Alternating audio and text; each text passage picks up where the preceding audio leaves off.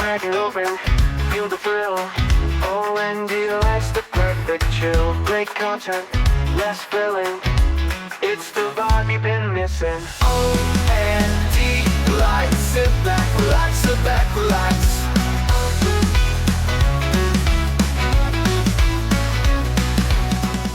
For the topic this week, our topic for this week, for today, is animal companions in media and the use of animal companions, or just companions, in TTRPGs. So first, let's talk about some of the top animal companions in media. Well, I think there's one that comes to mind for anybody when you ask this question. Okay, what is it for you? Scooby-Doo. Okay, Scooby-Doo, you know? That's a pretty good one. Yeah, that's a good one. I didn't think of that at the top of my list, but Really? That wasn't at the top of well, the list? I think my Probably 'cause I'm animal. older. Yes, I think it's probably because of that. Because my animal companion go-to that I think of first is Pikachu. I probably watched a lot Are more. Pokemon really animals? Yes, they're Pokemon. They're I caught a Pokemon little monsters. You know. Pokemon. Oh, man. stop! Chocono. Yeah, I think Pikachu would be what my top one is, or at least the first thought. Because I probably watched a lot more Pokemon than I watched Scooby-Doo. Not to say I didn't watch Scooby-Doo, because I watched Scooby-Doo. But Pokemon was probably more my generation for animal companion. And I think it's carried over in my generation a lot, because every fucking person in my generation wishes Pokemon was real. And plays the shit out of Pokemon Go. Yeah, they just want to eat the Pokemon. If I could eat anything, I think Pokemon would be something I want to try. It's not fucked up a little bit. Gyarados. Actually, found a I bet picture Gyarados of would be good. Delicious in Dungeon. If I find it, man, I'll give it to you to put up on It the was screen. Pokemon. Yeah, they had like Pokemon all Yes. Oh my gosh. Let's actually real divergent real quick. Well, what Pokemon would you want to eat? What's your top 3 Pokemon you'd want to eat? cooked. Gyarados. Sure. Okay.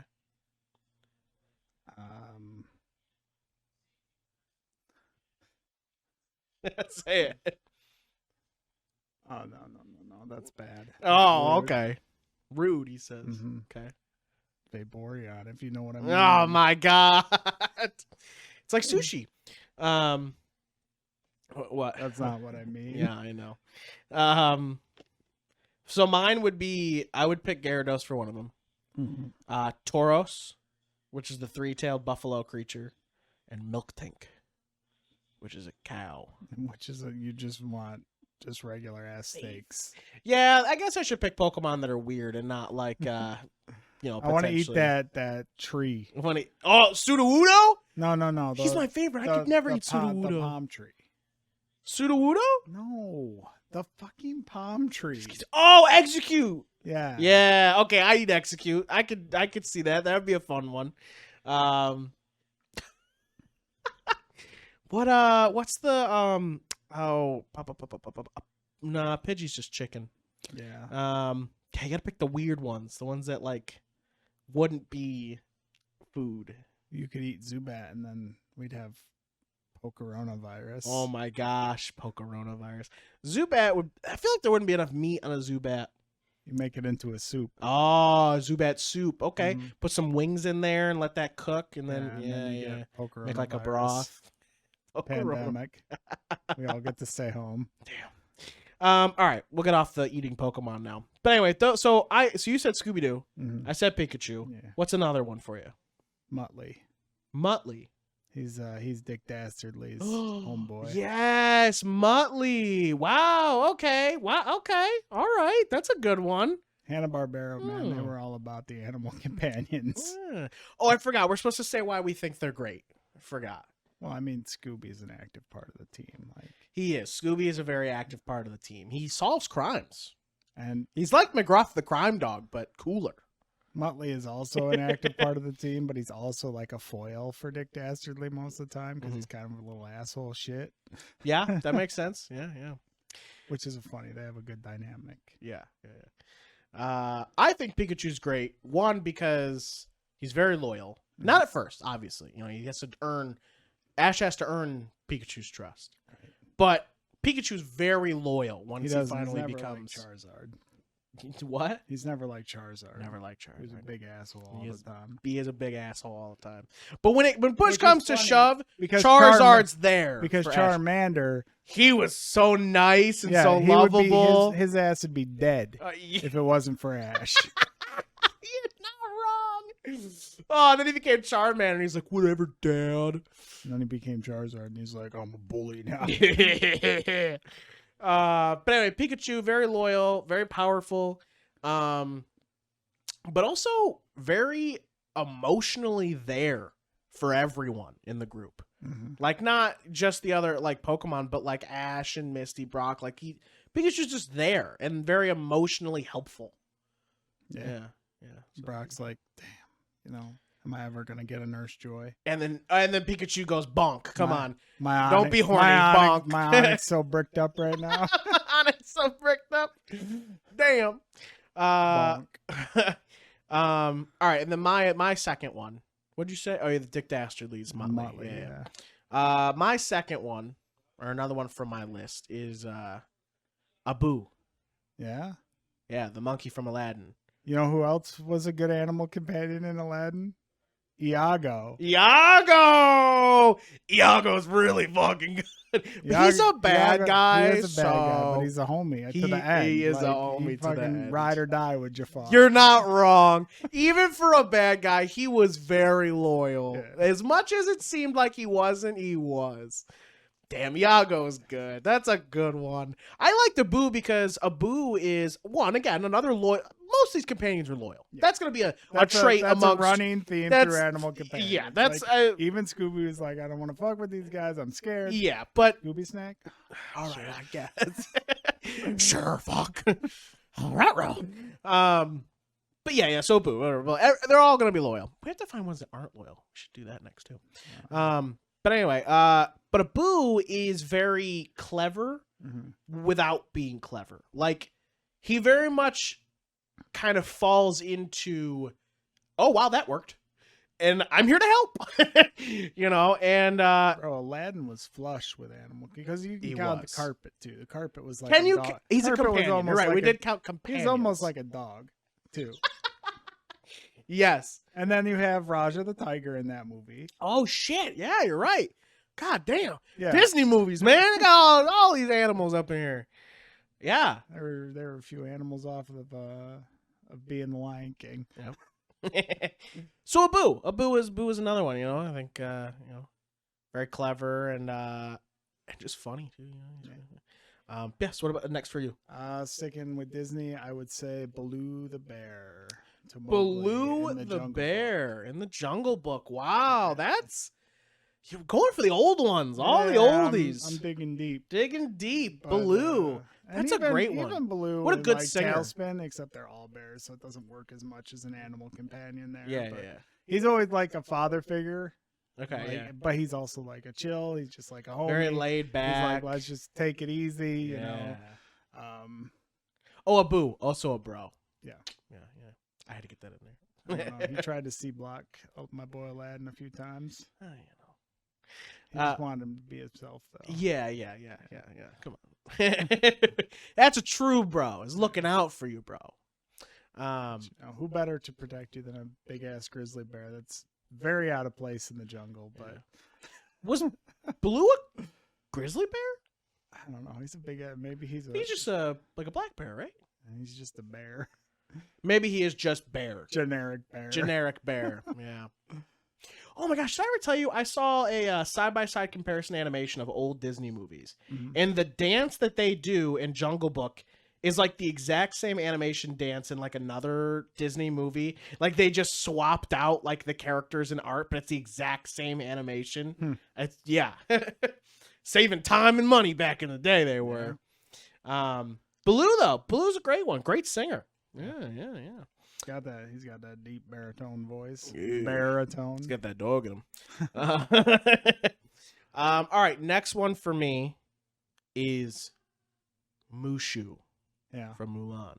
She had a second animal companion. The too, cricket. right? The cricket. Yeah. Did she have a horse too? Was the horse like sort of I don't know if the horse was as companion. I mean, she rode the horse, but I don't he think didn't he have was like a personality. No, I'm I thinking don't of think the so. Tangled horse. You might be thinking of the tangled horse, Mhm. yeah. But Mushu, man, I think Mushu is a great companion. He's he's funny, very, very funny, and he is wise, but in his own way.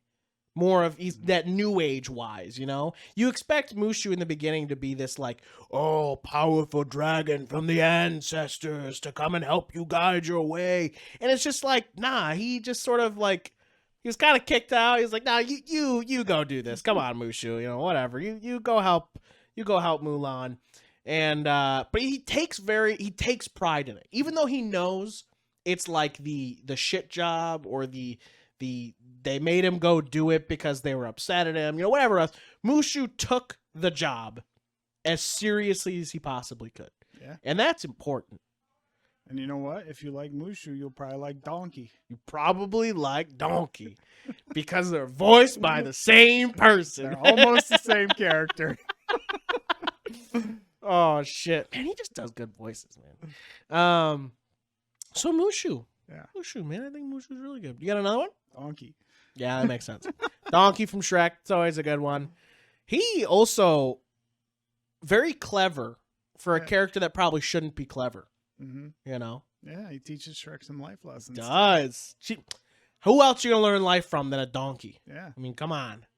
Yeah. The ass of life. Yeah, Donkey's a good one.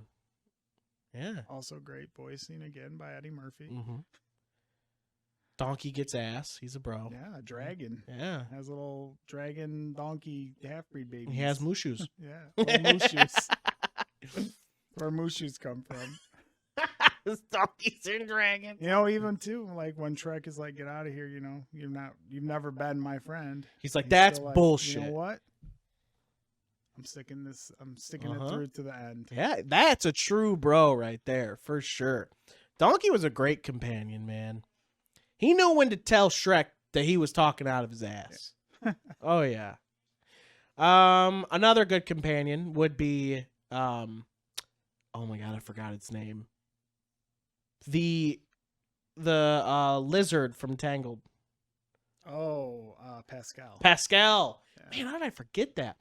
Pascal, great companion, but also a companion that's not like, because a lot of the companions we've talked about are integral to the story. Mm-hmm. They're very like, they did a thing that made the progression of the story go forward, or they did a key thing, or they, you know, whatever it was. Pascal was mostly just there. Yeah. And just very cute companion. Mm-hmm. Well, but and the only friend that and about to say, had and the for 18 years. Yes, and the only friend that Rapunzel had. Yes. So yeah, that's another companion that sort of is mostly there just for, you know, for looks, you know. So we had just said, what's a companion that wasn't loyal but was a good companion? Can we think of one? It's tough because that's kind of their job, is to be loyal, right? It's to be a homie. But they mostly, if they're not loyal, then they're a villain, not a companion. Yeah. Unless Garfield's not a companion. Well, okay, Garfield is a companion to John in the comics, which makes sense. Comic-wise, Garfield is a non-loyal companion. He's very much a cat. Yeah. But in the movies, he's the main character, so Odie is his companion in the Garfield movies. Garfield's not a bad one. That's pretty good. Trying to think of a companion that's like that, but isn't a bad guy. Like, man, what's like... I guess technically the horse entangled for Ryder for a while is like that, but then it turns, right? Mm-hmm. So that's almost like that. Yeah, it doesn't trust him. Yeah, but then eventually does. Yeah. So something like that. Okay. What else is kind of like that? But like they just don't ever trust each other. Tell us in the comments if you guys can come up with any companions that are not loyal. The theme is usually that they're loyal, but see if you can give us ones that aren't loyal. Yeah. Yeah. Now, speaking of animal companions, I feel like we're like at the bottom we have of the 10 barrel minutes still. Here. 10 minutes. Yeah, we have 10 minutes right. still. That was only 10 minutes that we just used. Oh my neck! I'm dead. I'm breaking. So let's talk about animal companions and companions in general in usage of D&D or tabletop role playing games. Mm-hmm. First of all, let's get They're some gonna first. die. Let's get some get some first thoughts. I was thinking we start one with what it means to have an animal companion, but we can go straight to the cons of animal companions, and that is they are more than likely probably going to die. Get ready to have your DM kill them. Yeah, probably.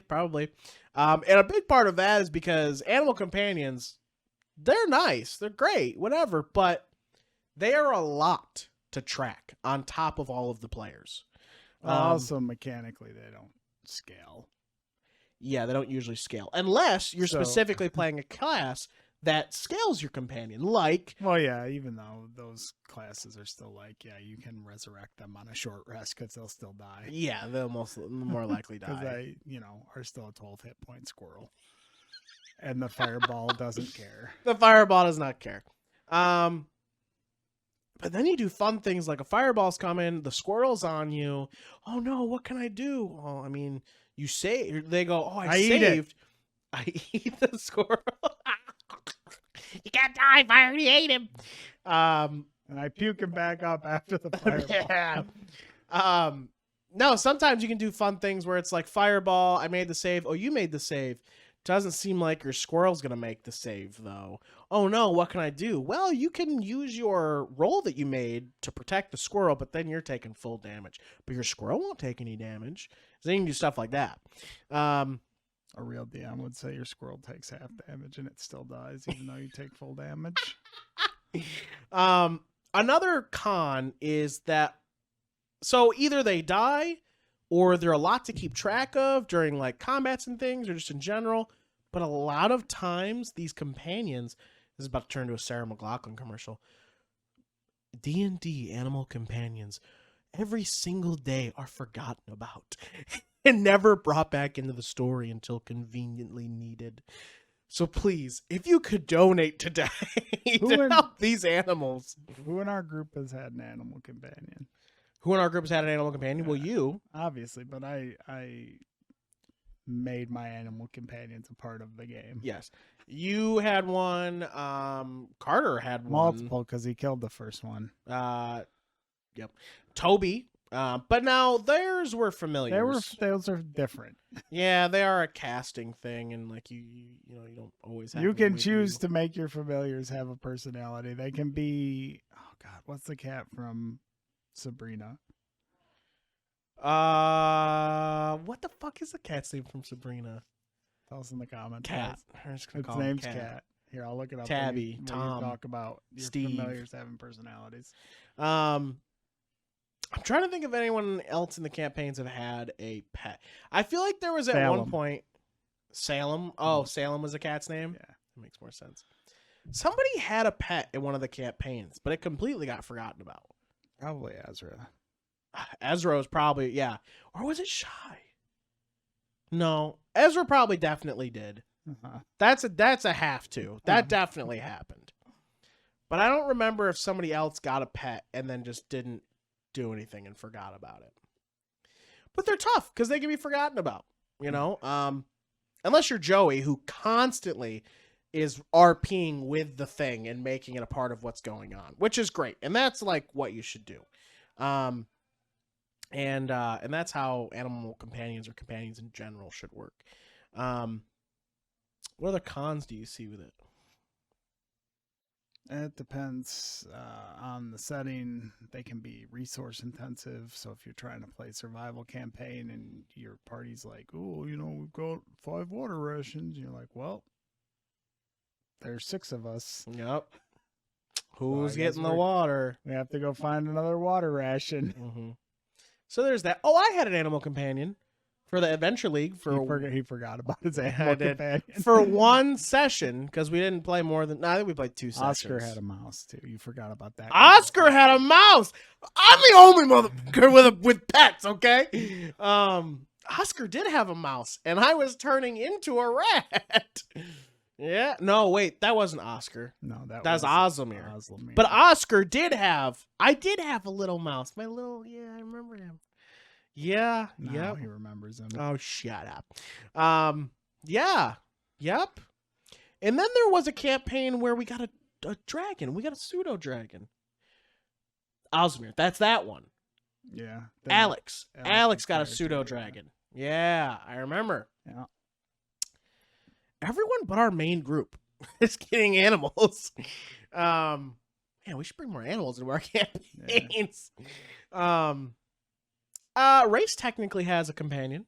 Fred is technically a companion. Fred is not as intensive though, because I can be like, all right, Fred, I'm gonna leave you on the ship for the next 3 weeks. Yeah, he does, because he's a rope. He's a rope it. You So can just charge. Yeah, just hang out here, charge. You can take care of yourself. You have a flamethrower, so Let me know if anybody gets on board. yeah, it's not that difficult.